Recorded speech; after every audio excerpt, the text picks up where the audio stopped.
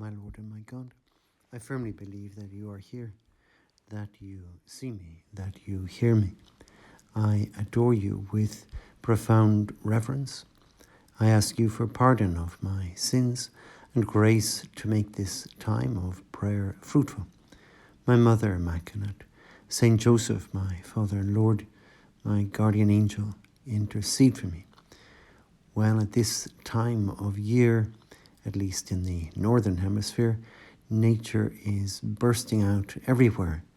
The blossoms are on the branches, new leaves are popping out everywhere. Birdsong fills the air, especially every morning, and it's all promise of the fruit that is to come over the coming months. But sometimes you see a dead branch or a dead tree, or almost dead with just a few little blossoms.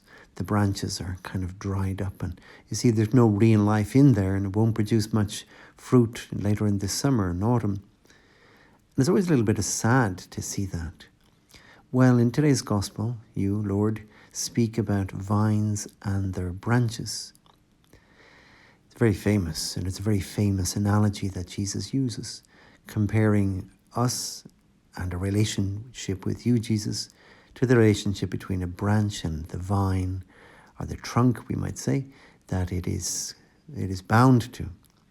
And in the passage that we have in today's gospel, the word fruit appears 5 times. I'm not going to read them all, but the beginning our Lord says, as a branch cannot bear fruit all by itself, but must remain part of the vine, neither can you unless you remain in me. I am the vine, you are the branches.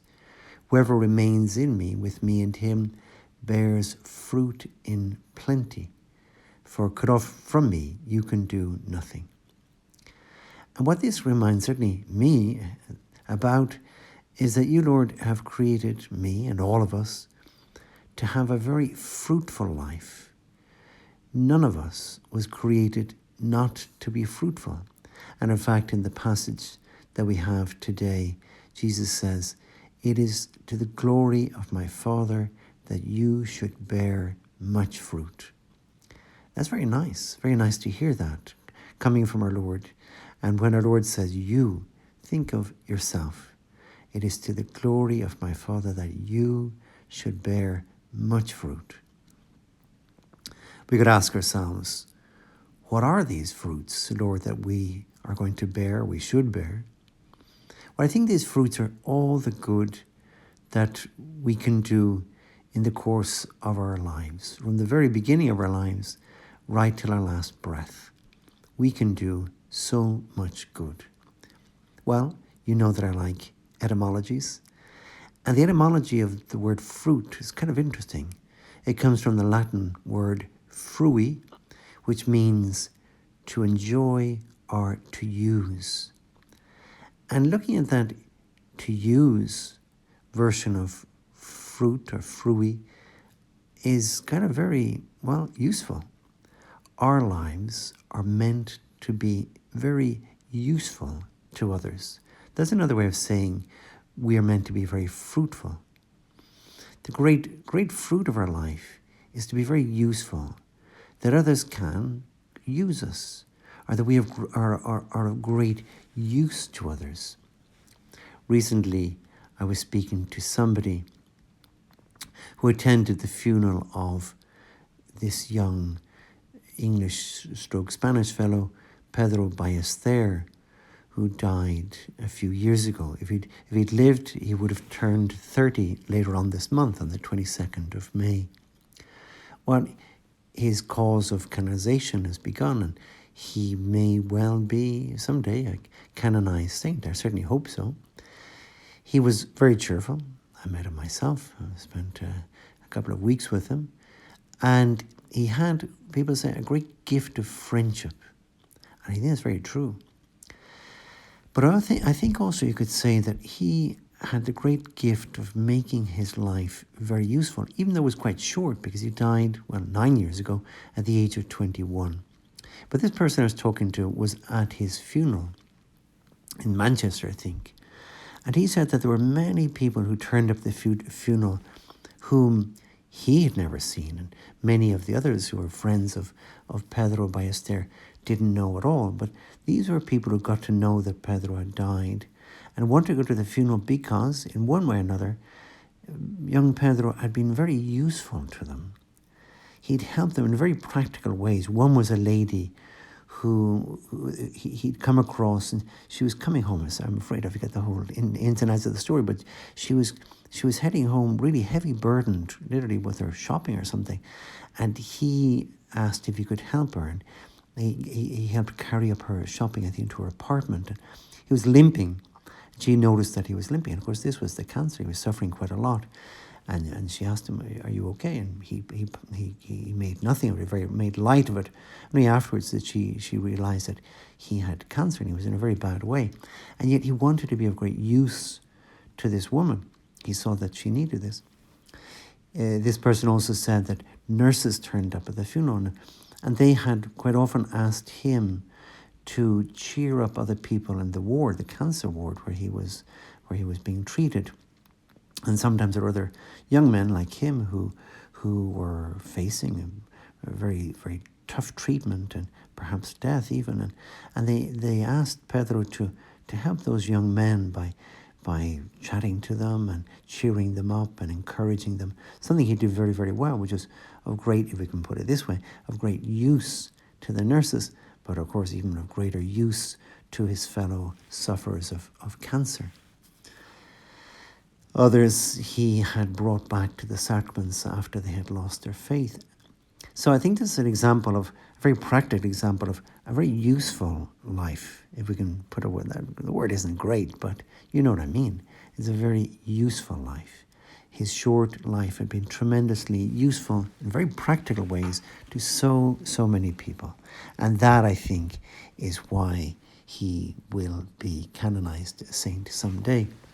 However, you and I, at times we certainly would say, I'm not useful to anyone, or I'm certainly not useful in that dramatic way that Pedro Ballester was useful to people.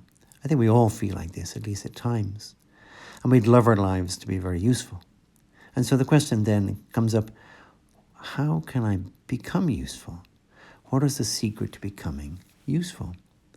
Well, Jesus gives us this secret, gives us the answer very clearly in the gospel when he says, I am the vine, you are the branches. Whoever remains in me, with me and him, bears fruit in plenty. For cut off from me, you can do nothing.